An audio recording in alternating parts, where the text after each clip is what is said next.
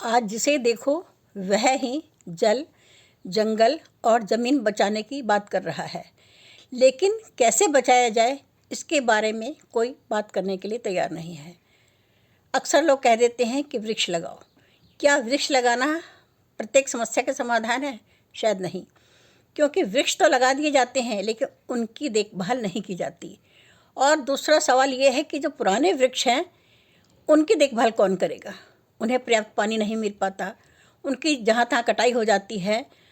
वह कुछ लोगों के द्वारा, कुछ माफिया लोगों के द्वारा, कुछ ज़रूरतमंद लोगों के द्वारा काट दिए जाते हैं, लेकिन उनकी जगह नए पौधे नहीं लगाए जाते।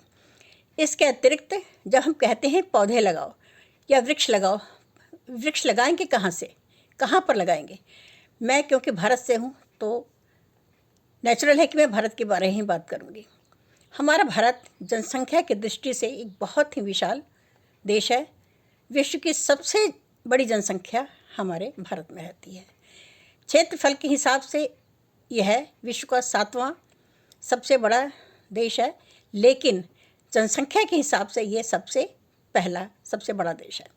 जब इतनी बड़ी जनसंख्या है और जनसंख्या के निरंतर विस्तार हो रहा है, जनसंख्या अभी यहाँ पे रुकी नहीं है, विस्तार निरंतर चल रहा है, तो फिर लोगों को रहने के लिए जगह भी चाहिए, बेसिक ज़रूरतों के लिए पानी भी चाहिए, घर भी चाहिए। तो ये ज़रूरतें पूरी होंगी कहाँ से? ज़मीन को तो हम इलास्टिक की तरह बढ़ा नहीं सकते, ना ही हम इसका निर्माण कर सकते हैं। जो पर्याप्त भूमि है इसी का ही सदुपयोग करना पड़ेगा। तो इन्हीं पर लोगों के द्वारा अतिक्रमण किया जा रहा है, जंगलों को काटे जा रहे हैं और नए वृक्ष लगाने के लिए पर्याप्त भूमि ही नहीं बची है, तो नए वृक्ष लगाएंगे कहाँ से? अतः सबसे पहले आवश्यक है जनसंख्या नियंत्रण, ताकि नए घर बनाने के लिए, नए लोगों की ज़रूरतों के लिए इन वृक्षों का दोहन ना हो, इन वृक्षों की कटाई ना की जाए। तो सबसे मूल समस्या हमारे यहाँ जो है वृक्षों को लगाना या काटना नहीं, बल्कि सबसे बड़ी जो समस्या है वो है जनसंख्या नियंत्रण। इसलिए यदि सरकार इस विषय पर कोई भी नियम या कानून लाती है तो सभी को इसका समर्थन करना चाहिए। ये किसी जाति, धर्म से संबंधित नहीं है। यदि नुकसान होगा तो सभी को होगा। आज हमारा भारत जनसंख्या के कारण अन्य कई समस्याओं से भी जूझ रहा है, जैसे जल आपूर्ति में बाधा हो रही है, भूमि का जल स्तर नीचे निरंतर गिरता जा रहा है, जिसके कारण यदि हम कोई वृक्ष लगाते भी हैं तो वो बड़ा होकर, क्योंकि उसको भूमि का जल स्तर नीचे चला गया है तो उसका पर्याप्त पानी नहीं मिल पाता है, तो वह भी सूख जाता है। इसके अतिरिक्त जनसंख्या वृद्धि के कारण आजकल इलेक्ट्रॉनिक आइटम्स जो साधन हैं उनकी संख्या भी काफ़ी बढ़ गई है। हर घर में लगभग हर अमीर गरीब एसी लगाने लग गया है। उस एसी के कारण जो वातावरण की नमी है या वातावरण में जो थोड़े बहुत जलकण बचे हुए हैं वे उनके द्वारा सोख लिए जाते हैं। अतः वातावरण में भी नमी नहीं रह गई है, जिससे कि बड़े वृक्ष उन वातावरण से या भूमि से जल का अपने लिए संचय कर सकें या अपने लिए भोजन का निर्माण कर सकें। अतः वह भी सूख रहे हैं।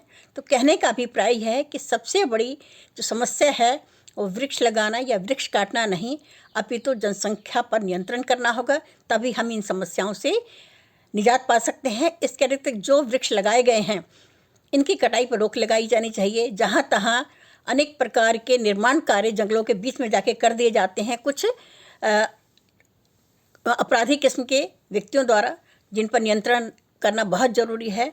इसके लिए हमारी सरकार को विशेष रूप से इस प्रकार की सुरक्षा हेतु दस्ते बनाए जाने चाहिए, जो कि जंगलों में इस प्रकार के जो अनधिकृत निर्माण वगैरह हो रहे हैं उन पर अंकुश लगाए, या अनधिकृत जो कटाई होती है जंगलों की उन पर अंकुश लगाया जा सके।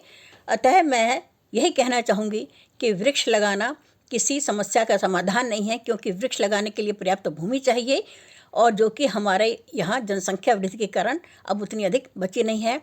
अतः यदि हमें जल, जंगल और ज़मीन बचाना है तो सर्वप्रथम हमें जनसंख्या पर नियंत्रण रखना होगा, तभी जाके बाकी समस्याओं का समाधान हो सकेगा। अन्यथा आज अफ्रीका का एक क्षेत्र जल विहीन घोषित कर दिया गया है।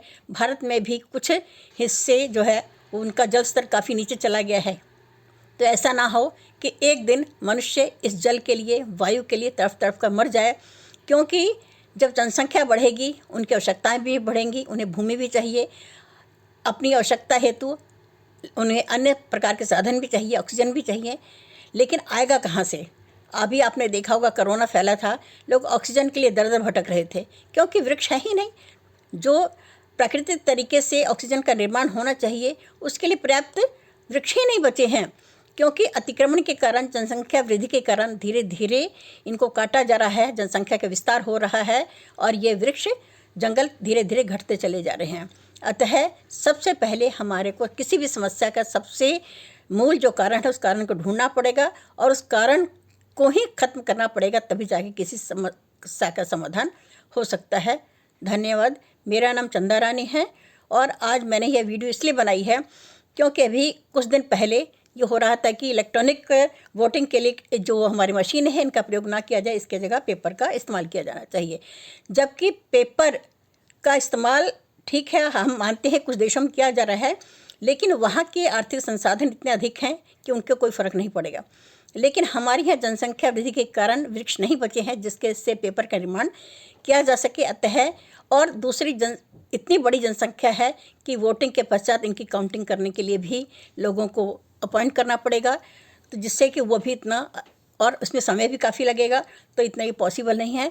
इसलिए जो हमारे पास संसाधन है इनका सदुपयोग किया जाना चाहिए और जंगलों के निर्माण हेतु जो जनसंख्या वृद्धि है इस पर हमें नियंत्रण करना पड़ेगा, तभी जाके इस समस्या का स्थायी समाधान हो सकेगा। मैंने आज यहाँ देखा है कनाडा में जगह जगह पर ज़मीन के अंदर बड़े बड़े सुराख किए गए हैं, ताकि यदि वर्षा का पानी है तो वह ज़मीन के अंदर चला जाएगा, अर्थात एक तरह से वाटर हार्वेस्टिंग का कार्य वह गड्ढे करते हैं।